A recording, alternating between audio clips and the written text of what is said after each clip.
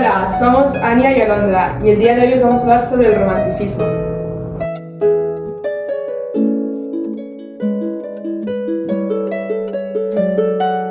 El romanticismo es un movimiento artístico y literario que surge a finales del siglo XVIII en Inglaterra y Alemania. Se expande alrededor de Europa a principios del siglo XIX. En el romanticismo conviven dos tendencias, una de ellas es el romanticismo liberal y la otra el conservador. En el romanticismo liberal, pues son partidarios de llevar el lema de la Revolución Francesa, que es la igualdad, la fraternidad y la libertad. Aquí podemos destacar al autor José de Espronceda. En el romanticismo conservador se defiende el retorno de los valores del antiguo régimen. Aquí también podemos destacar al autor José Zorrilla. El romanticismo está vinculado a dos autores fundamentales de la cultura europea. Uno de ellos es Jean Rousseau y el otro es Goethe. En algunas obras de Rousseau abren paso a una nueva mentalidad que está basada en la superioridad de los sentimientos y la sensibilidad. También en la exploración del yo o en la exaltación de la naturaleza frente a la civilización. En la novela de Las penas del joven Goethe, cuyo protagonista se suicida tras enterarse que su amor se ha casado, se suicida.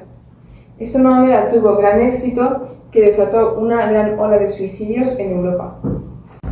El romanticismo español. A finales del siglo XVIII, en la literatura española, se identifican algunas obras del prerromanticismo, como Noches lúgubres de Cadalso, pero no se ve el romanticismo en España hasta el siglo XIX. Después de la Guerra de la Independencia, Fernando VII restaura el absolutismo y persigue a los liberales durante la década ominosa, desde el año 1824 hasta el año 1843.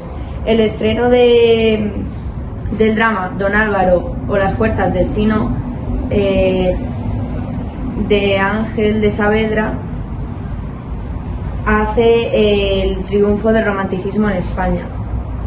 El apogeo del romanticismo español está en las regencias de Cristina y del general Espartero.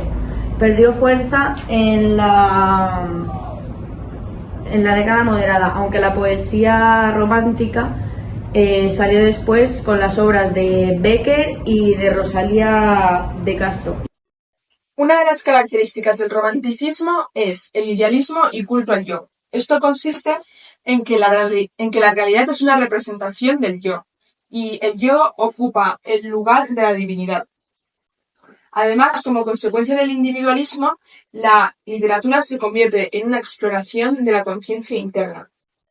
Otra característica es la angustia metafísica, que se basa en una concepción pesimista de la existencia.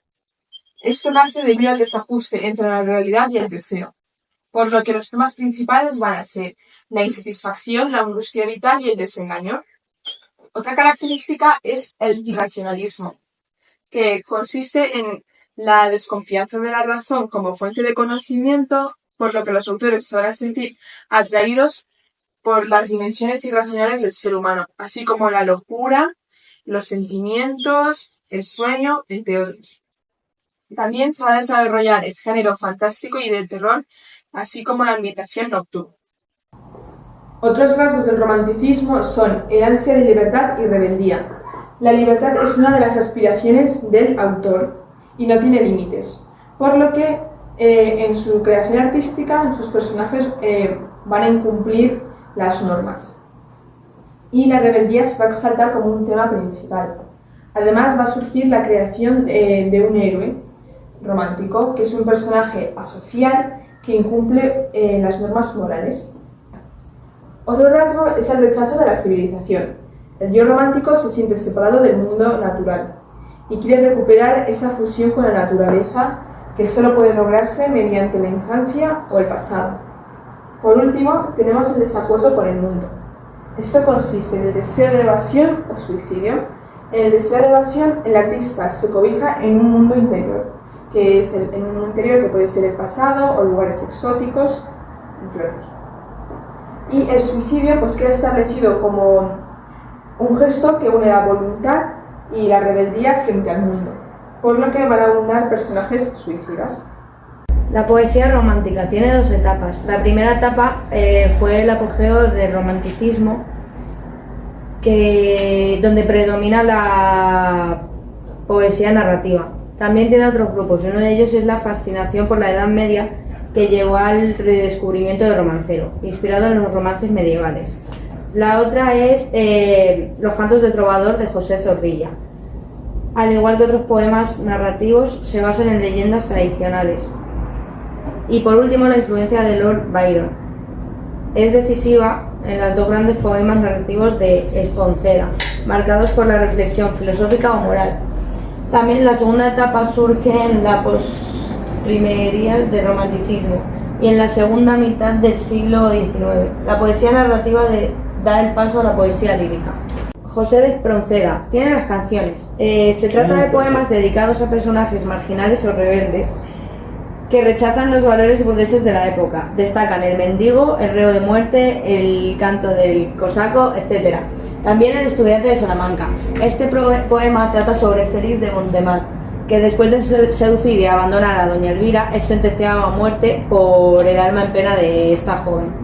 El diablo mundo es un choque entre la inocencia del protagonista y la corrupción de la sociedad, evidencia la maldad radical del mundo. Gustavo Adolfo Bécquer. Gustavo compuso 86 poemas que forman las rimas en el año 1871. Tiene las rimas metapoéticas y las rimas amorosas. En las rimas metapoéticas, la poesía viene del mundo interior del yo. Tiene su origen en la inspiración, constituye una respuesta espiritual y por último en la sociedad de la época, la intimidad y el sentimiento se vincula a la esfera de lo femenino. En las rimas amorosas, algunos poemas de Bécquer hablan sobre historias de amor al estilo de los cancioneros renacentistas, viendo temas como el deslumbramiento ante la presencia de la amada, el beso como expresión de fusión. Los principales ciclos de las rimas amorosas son la mujer ideal y el despecho amoroso.